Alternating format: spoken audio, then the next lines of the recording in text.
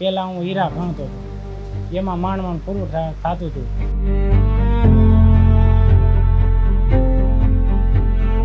આ શરૂઆતમાં મેં પંચાયતી ચાલુ કરી. એમાં એકવાર રમેશભાઈની મદદ લીધી. રમેશભાઈ એમ કીધું કે તું આવી રીતના કેમ બધાનું હાયકા કરે.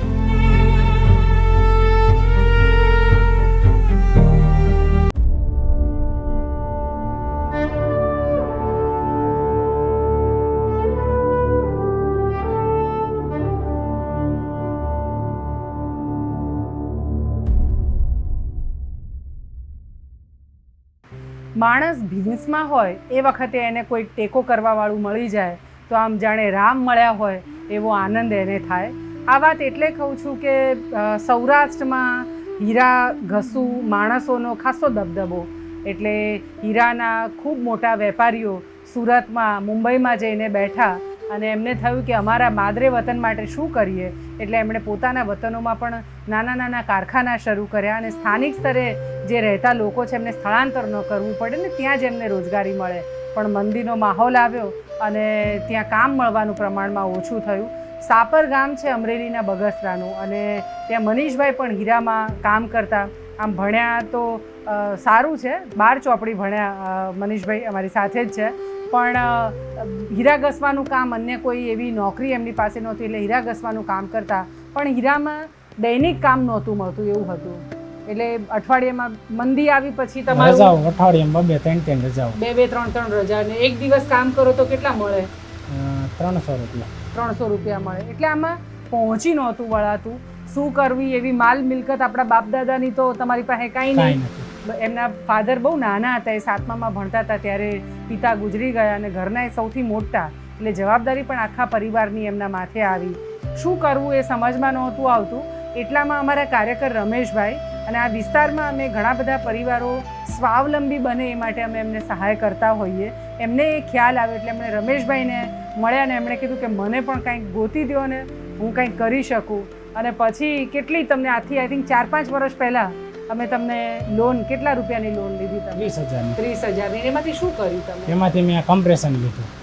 પંચરનું ને હા, પંચરનું ને તમને ફાવતું હતું એટલા માટે તમે રમેશભાઈને ફાવતું હતું. મેં પેલા થોડાક મહિના ભર્યા હતા પંચરનું. બરાબર છે. એટલે એ તમે આખો સામાન લાવ્યા અને એમાંથી પછી તમારું ધીરે ધીરે પછી આખી મજાની વાત એ છે મનીષભાઈના કિસ્સામાં કે સામાન્ય રીતે વ્યક્તિ એક વખતે લોન લે અને પછી એની એ લોન પૂરી થાય ને એટલે તરત જ એને એમ થાય કે મારે આ બીજું કંઈક વધારવું છે, મને બીજી લોન આપો. અહીં મનીષભાઈ બીજી લોન માંગી નહીં. એમણે જે આવક પંચરમાંથી થતી ગઈ એમાંથી જ એમણે આખી આ દુકાન તમે એમાંથી જ વધારતા ગયા. પણ અમારા રમેશભાઈના સંપર્કમાં સતત એમ. એટલે માનવ ગરિમા સરકારની યોજના છે અને યોજના અંતર્ગત સરકાર સાધન સહાય આપતી હોય છે. તો આ સાધન સહાય આપવા માટે આપણે કેમ મનીષભાઈને નક્કી કર્યું, શું આપ્યું સાધન સહાય? હવે મનીષભાઈને પંચરની દુકાન માટે તો આપણે સ્વાવલંબન માટે પગભર કરવા સહાય તો કરી. પછી પંચરની સહાય મળે એમને એના માટે આપણે માનવ ગરિમાનું ફોર્મ ભર્યું. તો સરકારમાંથી જે એની કીટ આવે તો એ એને મળે તો સીધો એને એ બેનિફિટ રહે. એટલે અલ્ટિમેટલી બધું એના ઉપયોગ માટેના સાધનો એને આવ્યા.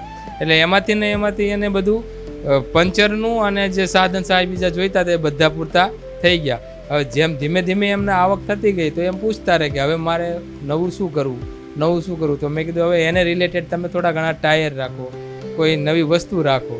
તો એ અત્યારે એની દુકાનમાં ટાયર ને એ બધું રાખતા થયા.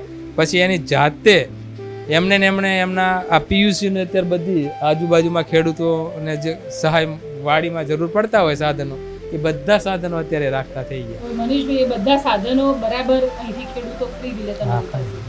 એટલે દૈનિક વકરો કેટલો થતો હશે? 1500-2000 એટલું થઈ જાય. ખર્ચો કાઢતા તમને પ્રમાણમાં સારું એવું મળે. હા, બરાબર. મનીષભાઈ હવે આગળ શું કરવું છે?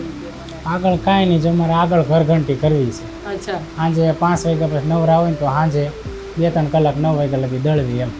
એટલે આમ તમે જુઓ કે મહેનત કરવાની ભાવના હોય તો મદદ પણ એમને મળી રહે છે અને એ એટલા બધા મહેનત કરશે કે હું થાકીશ નહીં, મારે કમાવવું છે, આર્થિક સદ્ધરતા આવશે ને તો મારી જિંદગી બદલાઈ જવાની છે એવું એમણે પોતે અનુભવી પણ ખરું. એટલે દુકાન દિવસ દરમિયાન ચાલે 5, 5:30 પછી ધંધો બંધ થઈ જાય, કેમ કે આ ટાયર પંચર અને ખેડૂતો પણ એમના પાસેથી હવે જે લેવાનું છે બધું ન થાય. એટલે અહીં જો ઘરઘંટી એમ કે થાય તો મારા ગામમાં એટલું મોટું નથી ઘરઘંટીનું કંઈ, તો અહીંયા હું અનાજ દળી શકું અને મને એ આવક પણ મળે, તો રાત્રે 8-9 વાગ્યા સુધી હું કામ કરું. કેવી મજાની વાત છે. અને અમને આનંદ એ છે, અને અમારા કાર્યકરો પણ એમની સૂઝબૂઝ અને સૌથી અગત્યનું આવા વ્યક્તિઓને શોધવા જેનામાં મહેનત કરવાની ભાવના હોય, એને શોધીને મદદ માટે એમને યોગ્ય રાહ બતાવવો, અને એને રાહ બતાવ્યા પછી પણ એને સતત ક્યાંક જરૂર પડે તો સાથે ટેકામાં ઊભું રહેવું. આ ટેકો આમાં ઊભા રહે એટલે મનીષભાઈ આજે આ સ્તર પર પહોંચ્યા. પણ મનીષભાઈ બહુ સંતોષી પણ છે.